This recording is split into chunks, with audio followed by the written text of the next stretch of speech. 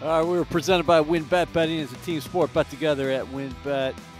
We're joined by Anthony Becht. You all know him during the regular season for what he's doing on Jets Overtime and Pregame Central, but always good to see you here in America's heartland, Indianapolis, Indiana. Before we start talking about the Jets offseason, AB, how has your offseason been today? Offseason, yeah, it's been great. Since the season ended, just wrapped up watching the rest of the teams kind of wrap the season up.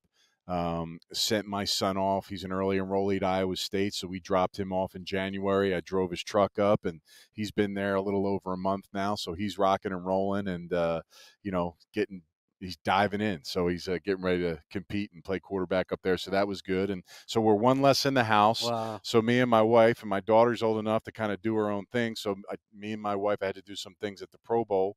Well, I coached at the PA game. I was at the NFL PA game. I coached with Marvin Lewis, the tight ends for that game, and then came back for a week back to Tampa. And then me and my wife went out. I had to do some things at the Pro Bowl and the Super Bowl. So we did a Vegas to LA trip, which by the time I got to LA, literally we were staying out a little later, and we were waking up around 9, which is 12 o'clock Eastern time, which we're not in that world. So Yeah. we're like, we got to get home. So we dipped out right before the Super Bowl, the red eye before, went home, slept, got up, watched the game, and now I'm here. So I'm here at the event again with the tight ends. So I am the NFL legend. Legend in the NFL terms means former player. So I'm the mentor for the tight ends. My second time doing it, and basically wherever the tight end group goes as a group, I go with them, except to the hospital when they're getting MRIs and medicals and stuff like that. So any meetings, when we go on the field drills, I'll be on the field with them, just kind of, anything they want to do. And I pull them aside. I talk to them. I bang on them early on in the week and say, listen, you all need to come to me directly and have a conversation with me, pick my brain, ask me something so I can get to know them. I know some of the guys. There's probably there's 6 or 7 I know. Right. And then the other guys, I know who they are. I just want to, try to build a relationship. And listen, I tell them I'm here for you I want you all to play 12 years like me. That's my goal, to help you give some of that information in a short period of time. But very attentive group. Very smart group, intelligent, mature, very impressed by them overall. So somebody or a few of them are going to come out, rosy in this draft, which would be fun to see. Interesting, because this is a position in need for the New York Jets. So you'd have to say that. But before we get into that, hey, man, you were talking about all the sun and fun you were doing. You also went skiing. Had some problems with your back, didn't you? I purposely left that out for obvious reasons. When I was a kid, I used to go to ski camp. There was I lived in Philly. The Poconos were a little bit of a drive, but in between there and the Poconos, there was this little man-made mountain called Chadsford Mountain, they called it. And I used to go there. I used to have little bunny hops, and I was good. It was 7, 8, 9, 10 years old. And every year I go back, they'd have competitions at the end with the flags and going in and out. And so I was like, man, there'll be some recall. Now, I wasn't 6'5", 6'6" at the time, obviously. So my center of gravity was different. I have not been on the slope since. Went on this trip, and there's no practice hill. So you either just go up to the top, and they have a little more level hill you go down. I did that hill, and I didn't fall purposely. Well, okay. I got off the first lift I got off of. I figured I'd be able. I fell. So I fell down right out the chair. Right. Then after that, I was good. But as I was going down, there was some tricky turns that had a little speed. And I didn't fall. I purposely fell because I was heading towards the bushes on one side in the woods, and then I was going to fall off the mountain on the other side. So I had to land. And one of the times I landed, it was a little faster than I wanted to land, but I had to sell out and risk it. And I landed on my hip, and it kind of jacked my lower back up. I went back to the house, and I actually posted a picture. Day 2 was me in a jacuzzi. Hanging out, man. I was trying to loosen it up. I was going to give it another chance. It didn't work out, and I went home on the plane when we went back, and my back just blew up. So I'm back now. I can walk. There's no pain. I'm good. I got my chiropractor to jostle it up a little bit. So I'm back to new, like it's never happened. But yeah, that was a fun trip, but painful one, I guess. Back better than ever. How about the Jets here this offseason? The draft, obviously, number 4 and number 10 selections. Yeah. So 2 picks in the top 10. That's pretty rare. In fact, both New York teams have 2 picks in the top 10. Then you have 4 picks in the top 38 overall. But before we get to the draft, I think we're always so far ahead of the it was ahead of the curve, so to speak, because free agency precedes everything, and you're Yeah. going to be addressing some of your needs in free agency. What does this team have to do in free agency? It's always tricky in free agency, right? I mean, I felt like they had a really strong free agent class this year and guys got hurt. Yeah. It's like you can never really, you don't ever think that's going to happen, but this was the year where that was. But I think those guys are still going to be players that are going to help this team moving forward in a big way if they come back 100%. So number one, I think you got to be strategic as always. I mean, you want to get a guy.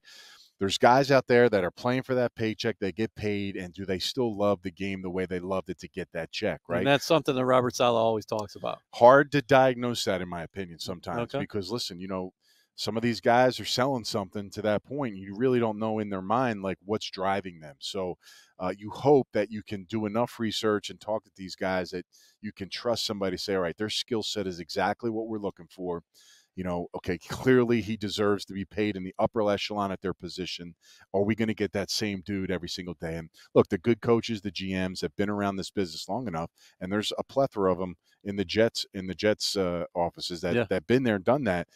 They should have a good feel for that. So hopefully when they go in there and look at certain guys, they get a good feel and they get the right pieces because when those guys become healthy from last year and then they're available and all the great draft picks that worked out well for the team this past season, and now you're adding all this draft capital and you got a little money to spend just to make some fine tune and tweaks, man, you got to be excited if you're a fan. I mean, everybody wants it to happen now, but there is a process, there is a plan in place. And I promise you, there's a lot riding on this draft because you do have, like you said, some really good potential spots to get really valuable players on your football team. As we stand here right now, the Jets a little bit under 50 million under the projected salary cap. Now you do have the aforementioned number 4 and 10 overall selections. So if you keep those selections, you got a lot for money there. So maybe you have a little bit under 40 million to play with. With that being said, Jets, 18 players who could become unrestricted free agents when free agency begins March 16th. That Yep. list includes Braxton Berrios, Jameson Crowder, Laurent Duvernay Tardif, Lorenzo Fatukasi, hmm Joe Flacco, Lamarcus Joyner, and Marcus May, plus Morgan Morgan Moses. Moses. Yeah. Yeah, I mean, obviously guys that stand out on that list that, if I was just saying, man, I'm going to try is Braxton Berrios is clearly a guy that that whatever you do payment wise to him, he's going to be the same dude. That's what he is, right? Excellent special teams player. Got kind of messed. Well, he was all pro, but didn't No, make, not the Pro Bowl. Yeah, but you're not right. the Pro Yeah, Bowl, right? yep, Yeah. So I yep. mean, clearly people recognize his skill, and look, he is a free agent, right? So there may be some competition in that wheelhouse as well. So hopefully there's a priority for him. I think he's important to the team, and he gives you outstanding depth of pretty much a starter kind of guy in the inside. But yet you got that piece there. God forbid. Jameson Crowder. We'll see what happens. Clearly, we have some young receivers. You got some depth there. He'll be an older guy. Probably in an area where you might say probably not. The doctor. I mean, listen, he had his opportunity. He came in. You signed him. He got back on the field. I got to assume having an off season, training again, and all in for the next season, he's going to be a much better player, Yeah. and I think it's going to drive him to do what he's doing. So you're trying to work around him and see what his worth is. Fatukasi, to me, I was on him early in the season. I just felt like he stood out more than anybody Mm. initially, and clearly it showed by his numbers and whatever ranking you go by that he was clearly a factor on the defensive line and the inside. Big body guy, strong, did a lot of good things. Can you bring him back? It'd be a nice piece to have back again. You got that money to use, and then I think look, Joyner, we've never seen him play, so you just don't know how that's going to work. I would assume probably not the route they're going to go, being the question with the injury. Marcus May, clearly we all know him well. Listen, there's a lot of things around that Yeah. have to be settled and see and how it works out. And look, Morgan Moses, man, he stepped in, did a hell of a job. Him, Fant, those guys played excellent this year. I think that the overall the sense of the offensive line, maybe from outsiders that didn't see what was going on, maybe thought, okay, this was a down year. I think they played well overall as a group, and you didn't have Becton. So you get these bodies back. You got a lot more competition. Can you keep Morgan Moses after what he did this year? Maybe a little expensive. He may get some opportunities. There's hard to find linemen in the league that can help you that were backup starter kind of guys. He's one of those guys. So that's kind of how I see it. I mean, clearly, Barrios is there, but now you can open up the door a little bit on some other guys outside of your team Right. and see what you can find help Well, wise there. from a player's perspective, because you have been in those shoes before, how do you weigh getting more money and also versus maybe a place that has developed you, that Yeah. you trust the coaching staff, that maybe you like where you're living, maybe your wife likes where you're living? What goes involved there? I mean, look, free agency, if it's your true free agent year, first time hitting it, it's hard to pass up if you get some dollars that are out there. I Yeah. mean, obviously you want to go somewhere you're loved. Clearly, I'm sure if that home team wants you back and they offer you something and somebody else offers you a ton, there's love on both sides.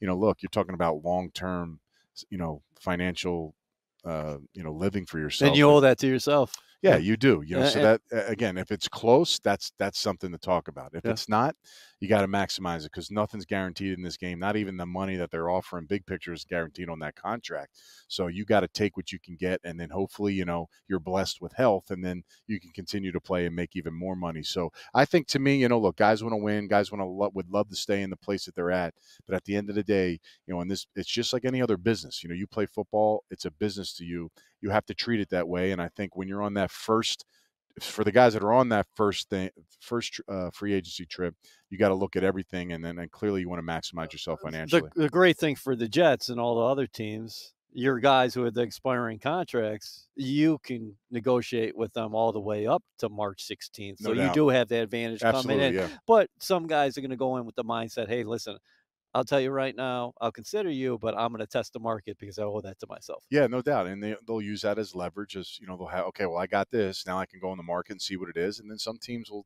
look, you got a week in the free agency to make a decision. If not, we'll pull the, so there's, it's not as like, okay, clear cut.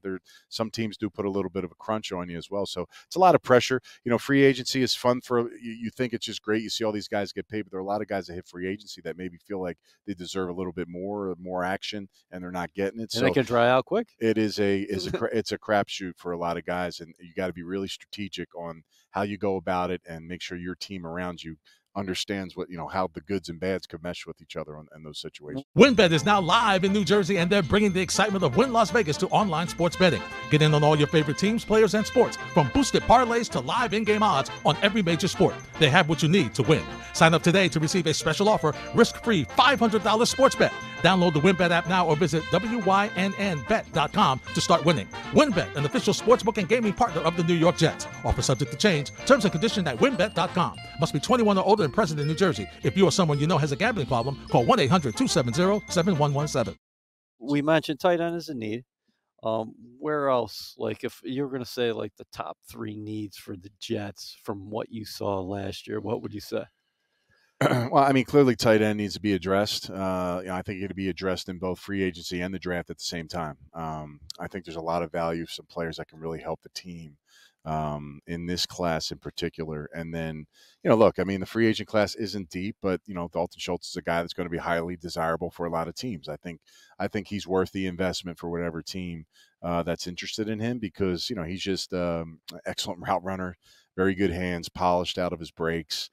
He changes games, and he changed games with all the offensive weapons that they had around him there. He was still a big-time target for the Cowboys, and Dak leaned on him quite a bit. So super productive. I don't know him as a person, but, everything I'm hearing is, he's top flight, and I'm sure he's somebody that they'll wine and dine and see if that's an option for them. So other positions you want more skill. You're always going to address the lines. We know that going in. Yeah.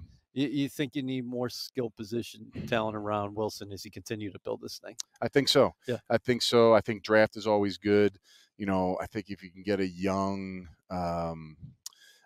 guy that's, it's hard. I mean, you're not going to go out and get a guy like, a Corey Davis type of player, right? Because you got that. When everybody's healthy, you feel like you have enough, but you do need to add more pieces. And it's a good receiver class as well, man, coming out. I mean, it's going to be hard to pass up on some players when you're at 4 and 10, right? Yeah. even though you have some areas that you may want or you're leaning on, safeties, corners, line, and receiver, to me, it'll be one of those four positions. There's a lot to like, man. There's a lot to like. And you never want to second guess anything, because once you pick a guy and you're like, man, there's a clump of really good receivers in this batch here that we could add.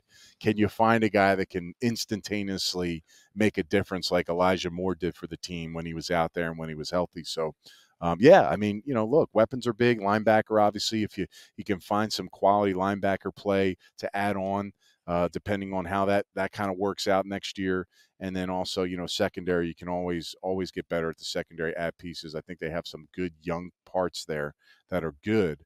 The depth is not quite there. So in the safety position, you just mentioned May and Joyner are question marks. So you need it. Yeah. You need someone's got to play it. So you got to find quality talent. And, maybe there's a rookie out there that can jump in right now, but more than likely you're going to have to find another body. And there's some solid free agent safety. I don't know if you have that list up who's out there. I want to say there's the kid down in Tampa is available. While you're going, I'll hop this. Whitehead, yeah, is he a free agent? He's a baller, man. I'm sure. Now look, Buck's got money problems, so I don't know how well they're going to be able to sign him. He is a straight baller. He's a guy that teams are going to want and desire. And look, if you get him, awesome in the run game, outstanding range. I love that kid every week because I covered down in Tampa, down there. Every game I watched, he always showed up on the film and from the coach's tape. And every single week when he played, he was a beast. So I'm sure he'll try to be a priority for them. But in my opinion, he is a guy like, man, if you really need a safety that could step in and be somebody, he's that dude. I like him a lot. And then Quandre Diggs is out there. Yeah, he's got an expiring contract with the Seattle Seahawks, of course. We'll have to see what happens with Jesse Bates. I mean, maybe they put a tag on him to make sure he doesn't go anywhere. He's a very good player. You would think, right? He was all over the place for them. So free agency is going to be very interesting. Let's move to the draft, though. Mm-hmm. Could this be a third consecutive year where Joe Douglas targets the offensive line in the first round and Mekhi Becton, and then he moves up from 23 to 14 in order to get Elijah Vera Tucker? Vera Tucker looks like the real deal. Oh, yeah. But at the top of this draft class, you're looking at Ike Ekwonu from NC State, Evan Neal from Alabama. He's the best. Charles Cross from Mississippi State. Good player. How about the Iowa center Tyler Linderbaum? Really good. He's not going to go in top 10, so he's going to go later. So he's not a 10 guy. So you're really looking at Neal, is he fall on a spot where you can okay, yeah, he's a plug and play guy and he's there. If he's available at 4, I think you seriously could potentially think about that. He's clearly the echelon of the class. Like him the best. He's clearly the echelon. I mean, it's not like we're rocket science here. I mean, he's the guy that does it the best. I think the NC State guy's decent. I got to watch more of him. The highlights I've seen of him are impressive. He reminds me of Mekhi Becton highlights, running down the field, super athletic.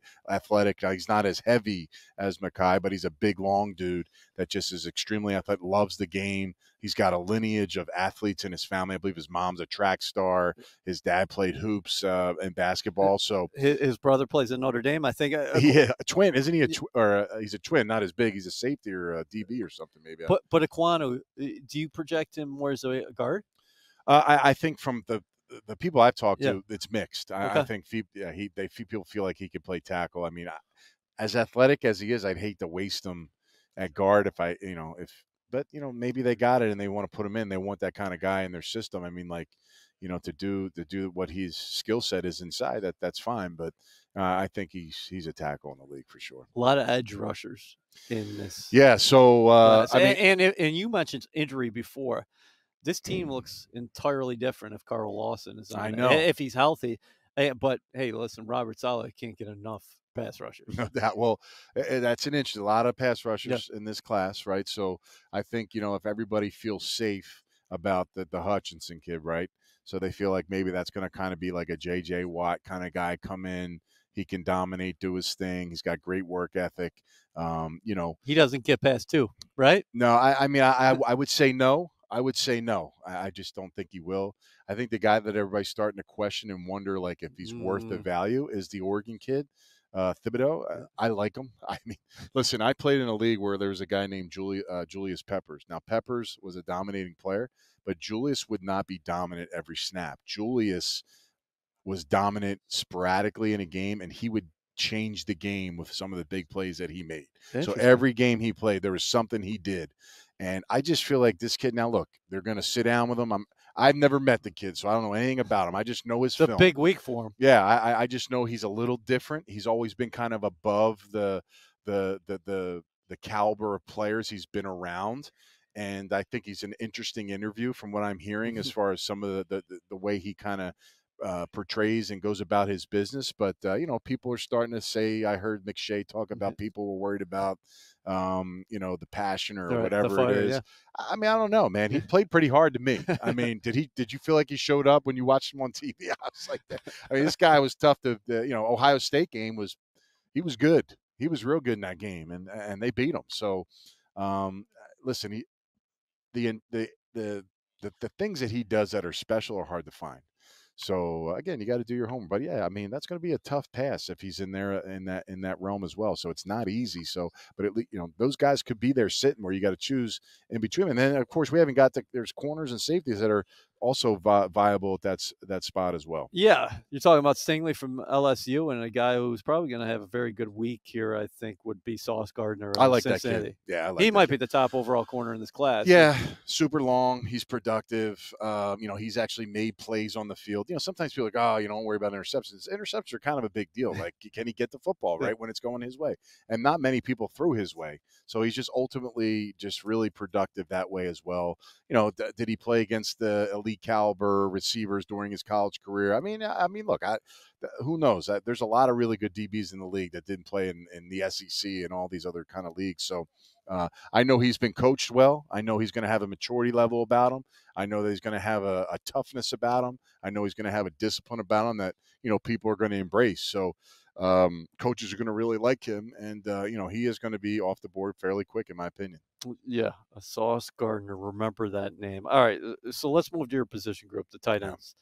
We had an opportunity to watch Trey McBride on the national roster down in Mobile, coached up by the Jets. Ron Middleton, he'll be taking care of the tight ends on field work here in Indianapolis, but he's very familiar with this group. A lot of these guys are already, including McBride. What do you think of him? Ultra productive in college, really good hands, willing blocker. Yeah. So, one thing that I noticed just seeing him in person, he's not very big, as far as muscular wise, but I think he's like 245, but he plays heavier, right? So he's he's an aggressive blocker. He's very, he wants to be an attacking guy. He understands it. He's got that attitude to do it. But man, he's a ball player, man. He goes out there, he can run all the routes in traffic over the middle. Super productive numbers. I think he caught 90 balls, I think, this year or something like that. Just really good. Clean background. His brother played with him at Colorado State, comes from a family. He just loves ball, man. That's all he does. I got a chance to talk to an old coach that coached him, Frank Leonard, been around the NFL and college game he's been coaching for 40 years, reached out to me a couple weeks ago and said, hey, man, I don't know if you're going out to the combine, but, go up to Trey, meet him. He's exemplary guy. He is such a tough, hard-nosed player. He's got no weaknesses. So I don't know. Is he a kind of a Kittles guy? Where, again, Kittles is undersized, but he blocks pretty well because he knows how to use leverage and attack and get his hands on guys quick. I think that's something that Trey does well. And Trey can, movement-wise, getting in the slot, I mean, he's dangerous, but he's not super tall. But again, he's been effective in college. Now, people say, well, can he do it at the next level as efficient as he did in the Mountain West? Who knows? You know what I'm saying? I mean, obviously, yeah, it's a little different skill set he's going against, but that hadn't deterred him. I thought he had a decent week at the Senior Bowl as well, and he had a blast, and it was good. Again, and a touchdown catch in the game too. Yeah, you don't ever want to be the coaches of that game, but when you're there, what a nice advantage it is to be huge around opportunity. Those guys as well. Isaiah Likely from Coastal Carolina, small school. Yeah, he's got big time potential though. Slender, athletic guy, super good route runner. Just pretty much won every matchup that he had in college. Played in the Sun Belt again. Is that a question mark on how it translates? I just, he's very fast. I think he'll test well. He told me, I believe he's doing everything, so he'll go out there and show what he has from an athletic standpoint. Catches the ball well. Gets in the end zone quite a bit, so he understands red zone and routes and scoring. I want to say, did I read a statistic on him? I think I don't know, something about his I know his yards per catch is like 17 plus yards or something like that. So guy can get down the field. He's got speed to cut through and be a factor down the field, which, again, tight ends got speed, but those intermediate, 15-yard max, he can really slice the seams and get down the field as well. I like him. I think he's going to be efficient. Again, how will he do against I don't know if he really stood out in the Senior Bowl, but I don't think he hurt himself either. And I think, when you talk about what he did and what he's going to do, what he's already done at in the Sun Belt, Coastal Carolina, how that translates in the league. Again, that's for the fine eye of the scouts and how they feel about him in this process. Rocco Becht's going to be playing quarterback at Iowa State. A guy who he won't be throwing the football to is Charlie Kohler. Well, two guys, really. Yeah. Chase Allen is here as well, yeah. So they got two tight ends. The only school that has two tight ends in the building at the tight end position. But Charlie's phenomenal. Now yeah. I'm gonna stay unbiased out of this because obviously I've watched all their games because I have interest in that team. But Charlie is number one, is super, super smart. Like to the point where like he's going to walk into the building and be the smartest guy in the room. But he also has an outstanding personality. He's funny.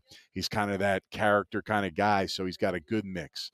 Now, Charlie as a football player, long arms, long guy, like just a really intimidating kind of a guy when he runs in his routes. He's going to be a matchup problem versus any safety or linebacker in the league. What he brings to the table, I'm not quite sure what his time is going to be. I don't know what he's got a little hip flexor, so he's still working on what he wants to do at the combine. He wants to do it, but his ability to find space and just be there for the quarterback, to me, is bar none the best of anybody in this draft. He's got a good feel. He does. He knows holes. Quarterback knows, bam, he's going to be in a spot.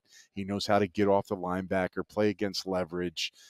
He's really good just plucking the ball. Everything's natural. Nothing hits the body. And, again, he's going to come in and pick up an offense in a week, and he's going to be able to play and utilize everything that he's good at. He's going to be able to put that on the field sooner because he's not going to be overwhelmed with a new playbook and all this other stuff. And I think that's huge. So I'm a big fan of him. Again, anybody that can be the quarterback's friend right now. And, look, he's not a dog at blocking, but he came from an offense that asked him to do those kind of things, and he did it. So, again, the tight end position is much different now on what they're asking him to do. If you can block admirably, or at least you want to do it, that's a bonus in my opinion, because you just can't find those kind of guys. But there's no Anthony Becht coming out of this class? No, there's not. I mean, it's there's a kid from Oregon State, Tegan Quarantoriano. I don't even know how to say his name. Quitoriano, his name is. I mean, he came from a blocking he did a ton of blocking for him this year. He's a good looking kid though, like body wise. But look, in this league, man, you need guys that can produce and in the passing game. And he's the guy that can, again, going back to Charlie, he's a guy that's going to be. How about Jeremy Ruckert from Ohio State? Now, when you're playing at Ohio State and you got those kind of receivers every Saturday, that means you're probably not getting the ball. Sucks for you, right? Why didn't you transfer? No, I mean, look, he's very talented. He can block. He made some really nice catches for this football team throughout the season. And it's nice to have those guys to kind of open up seams for you and run routes. Talked to him briefly last night and some today. He's got a little plantar fasciitis going on from the game, which he didn't play in at the Senior Bowl. So, again, he's probably going to wait till pro day. You probably won't see much of him action-wise at the combine. But, look, he's – grew up a Jets fan. Did he really? Yeah, Long Island. Oh, now see, I didn't even know that. See, there you go, man. You should brought me into the tight end meetings. Well, I didn't read all the bios yet on these kids, but I'm kind of disappointed he didn't come directly to me and start mentioning those things. I mean, Did you tell him you played with the Jets? Yeah, he knew I played for the Jets, but some of these young guys probably don't even remember you. Yeah, but still, you gotta. If you knew I was going to be your mentor for the week, at least Google search me and figure out. All right, But here no, we go. I'm not going to hold it to him. But that's awesome. No, that's good. So I gotta talk to him more about that. WynnBET is now live in New Jersey, and they're bringing the excitement of Wynn Las Vegas to online sports betting. Get in on all your favorite teams, players, and sports, from boosted parlays to live in-game odds on every major sport. They have what you need to win. Sign up today to receive a special offer, risk-free $1,000 sports bet. Download the WynnBET app now or visit wynnbet.com to start winning. WynnBET, an official sportsbook and gaming partner of the New York Jets. Offer subject to change. Terms and conditions at wynnbet.com. Must be 21 or older and present in New Jersey. If you or someone you know has a gambling problem, call 1-800-270-7117. So we're looking at the top 10 right now on the monitor. Jacksonville number 1 and Detroit number 2, then the Texans number 3. You think Jacksonville is definitely going to go an offensive lineman for Trevor Lawrence? And then is Hutchinson coming off the board? Is that the natural fit? The Michigan kid stays home and goes to the Lions. Do you think that's what we're going to end up seeing? I think there's a possibility. Yeah, you got to protect Trevor Lawrence, right? Yeah. So I think Evan Neal is a capable guy that you feel like, okay, plug, play, boom. Yep. Do they have? They only have one pick in the first round, the Jags. I believe so. Yeah. So I mean, it's I think that's going to be kind of crucial. Or I see them taking a pass rush. I think that's the two things. Like, do they feel good enough about maybe free agency or what their line is now or what they have after they evaluate? They think, it's okay. Or they like, we need to get a guy like Evan Neal that just we can forget about him and we don't have to worry about it anymore. So, if you have those kind of guys, that clearly is going to – if you don't have a line, your quarterback has no chance of being successful, period. I don't care if he's a runner, thrower, it doesn't matter. So if you have a chance to get a guy that can start, plug, play, take him. It doesn't matter if he's number 1 now because the value of these guys, it's different how they pay them. So you can sleep at night knowing there's value at that pick. It feels like they have to go offensive line because that is their guy. Trevor Lawrence is the guy, and it seems like a great fit. Dan Campbell. You think about what he's teaching, the culture he's trying to bring there with the Lions. Hutchinson just seems like a Lion. Yeah, I think so. Yeah, no doubt. I mean, he kind of epitomizes the persona of Dan Campbell, right? Yeah, he's that exactly. kind of dude. And yeah, of course, you want guys that can buy in and do those kind of things as well. So yeah, I think that he fits well into that scheme, that organization. And of course, you're right. The fandom within that area, being a Michigan kid, that'd be kind of cool. All right. So what do you think about the receivers in this draft? Drake London from USC. You got Garrett Wilson from Ohio State. Maybe either one of those guys come off the board first, but the list is pretty deep again this year, and there might be some thought process if you're a Jet and you want them to go wide receiver that, again, there's depth in this class. You talk about Olave, and then you talk about Jahan Dotson from Penn State, but it goes well beyond guys like that. Listen, man, there's a lot of dudes that can help your team. And, hell, they might all go in the first round. Right. I don't know. That's true. There's just so many guys. But that upper echelon of guys, you mentioned them. Even like I sat down with Mechie. I don't know if he's probably not projected in the first round, but, man, that dude's ready to go. Like, he's a guy he's going to sit in some of these meetings, and coaches are going to fall in love with this kid. Well-spoken, mature. Well-traveled throughout, being, he hadn't seen his parents since he left for college. Wow. They live in Canada. Yep. And he's just really like, me and Torrey Holt. Torrey Holt's the mentor for the receivers. All the guys left.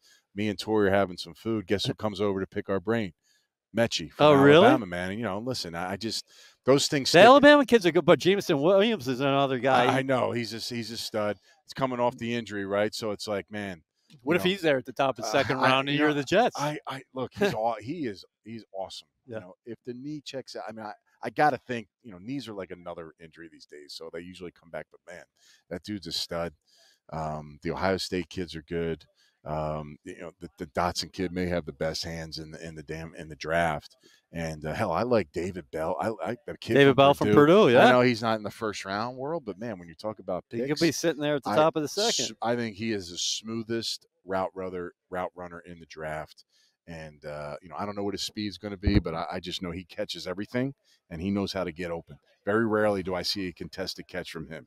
So that, to me, that will change obviously in the league, but a guy that can run routes good and can get separation, and he may not be a 4-3 guy. Some guys run 4-2, 4-3 and just don't know how to run routes. Yeah. That's a problem. I'd rather have it the other way.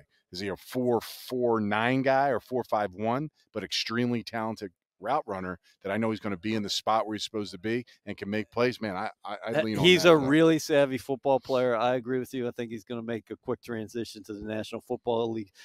Traylon Burks is another guy who's going to get a lot of love from Arkansas. He's a little bit of a wild card. I haven't seen much of him. Okay. I just know they keep saying Mike Evans with speed. That's what I'm hearing, which is, wow, that's kind of crazy. And then Sky Moore is another guy who is picking up steam right now. Sky Moore is actually from, let's see, Western Michigan. Yeah. You know what? He's probably got speed, right? He's a speed guy. Is that his MO? Sky Moore? Yes.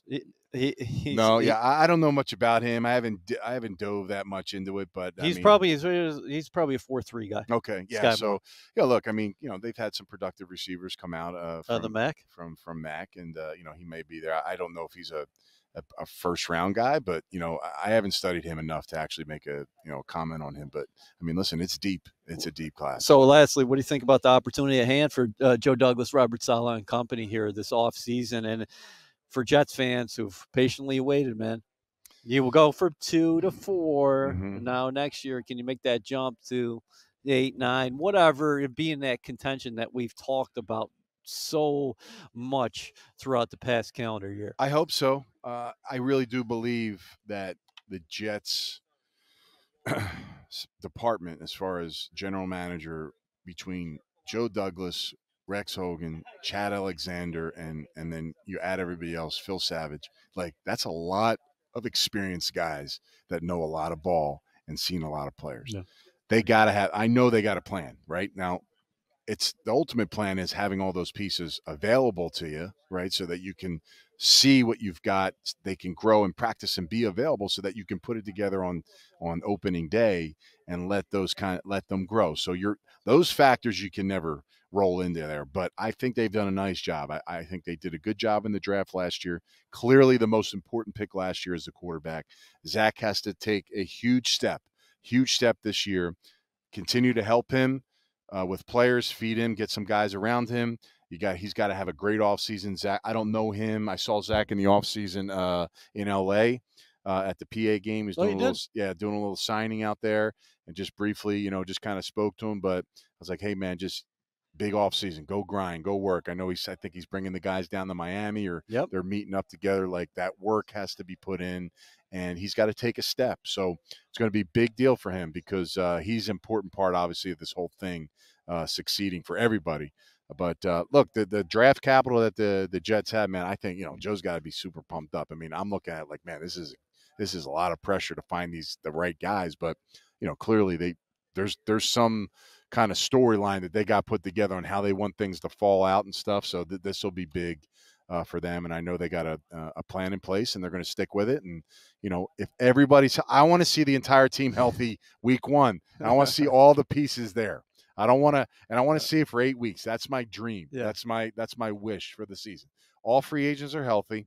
Everybody comes in. Rookies or whoever's playing is playing. On week 1 to week 8, we can see exactly what we picked and been through. Now, is that a tough thing to ask? It absolutely is. But at least the key guys, if we can get them there, that's going to be huge for this football team. And hopefully those strides are taken to get this team where they want to go. Exciting couple months ahead for the New York Jets and their fans. Exciting week ahead for this guy, Anthony Becht. He'll be with the tight ends throughout the NFL Combine.